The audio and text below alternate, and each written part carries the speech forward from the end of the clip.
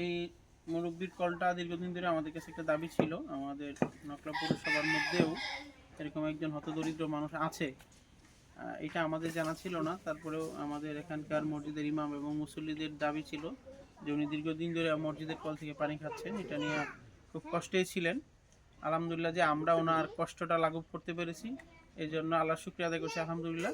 এরকম মানবিক যতগুলো কাজ আছে আমরা যেন আগামী দিন করতে পারি, আল্লাহ সুবহানাহু ওয়া তাআলা যেন আমাদেরকে সেই সুযোগটা দেয়। আর দ্বিতীয়ত হচ্ছে যে এর সাথেই সংশ্লিষ্ট কর্তৃপক্ষ এই বিষয়গুলোকে যদি নজরে দেন, তাহলে আমার মনে হয় যে পানি খাওয়ার কষ্ট করবে 2025 সালে আইসা এরকম লোক বাংলাদেশে থাকা সুযোগ আসলে অন্তত নকলা উপজেলায় থাকা উচিত না, এটা বলে আমি মনে করি। প্রশাসন এই ব্যাপারে আরেকটু দৃঢ় প্রত্যয় করবেন। আর সর্বশেষ আমরা এই এলাকার মুসল্লিয়ানদেরকে ধন্যবাদ জানাই, মসজিদের ইমাম আমরা গোলাম রব্বানী ভাইকেও ধন্যবাদ জানাই যে উনি আমাদেরকে এই বিষয়টা যথাযথভাবে দৃষ্টি আকর্ষণে আনার পরেই আমরা ব্যবস্থা গ্রহণ করেছি। আমার মনে হয় যে শুধুমাত্র ওনার টিউবওয়েল না, ওনার সব সার্বিক পরিস্থিতি যা দেখলাম তাতে ওনাকে আরও অনেক কিছু করার সুযোগ আছে। আমাদের পরবর্তীতে যদি সুযোগ হয়, বাংলাদেশ জামাত ইসলাম নকলা উপজেলার পক্ষ থেকে আমরা যা যা করার সুযোগ থাকবে মুরব্বীর জন্য আমরা করবো ইনশাআল্লাহ। সবাই মিলে আমরা আগামী দিন যেন আরও সুন্দর একটা দেশ গড়ে তুলতে পারি সকলকে নিয়ে।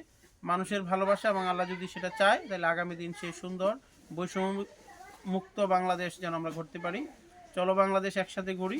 এই ছোট ছোট কাজ করার মাধ্যমে আগামী দিন চলো বাংলাদেশের সকল সমস্যার সমাধান করে একটা সুন্দর বৈষম্যহীন বাংলাদেশ গড়ে উঠবে সে আশা ব্যক্ত করি।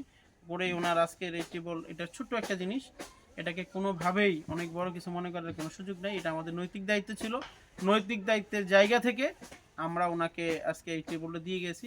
এটা উনি চাচাও মন খারাপ করার দরকার নেই। আসলে আমরা আপনার পাশে দাঁড়াইতে পারছি, এই সুযোগ যে আল্লাহ সুবহানাহু ওয়া তাআলা আমাদেরকে দিয়েছেন, সেজন্য আমরা আবারও আল্লাহ শুকরিয়া আদায় করি। কথা শেষ করছি। আসসালামু আলাইকুম ওয়া রাহমাতুল্লাহি ওয়া বারাকাতুহু।